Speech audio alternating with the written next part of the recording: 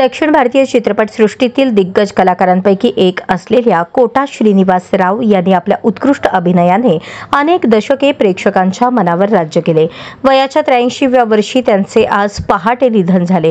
3 दिवसांपूर्वीच त्यांचा वाढदिवस होता. वाढदिवसाच्या 3 दिवसानंतर त्यांचे निधन झाले. त्यामुळे मनोरंजन क्षेत्रात शोककळा पसरली आहे. आंध्र प्रदेशचे मुख्यमंत्री एन. चंद्राबाबू नायडू यांनी ट्विट करून अभिनेत्याच्या कुटुंबाप्रती शोक व्यक्त केला. तेलुगू चित्रपटसृष्टीतील राव हे एक मोठे नाव होते. त्यांनी 1978 मध्ये प्रणम खारिदू या चित्रपटातून पदार्पण केले.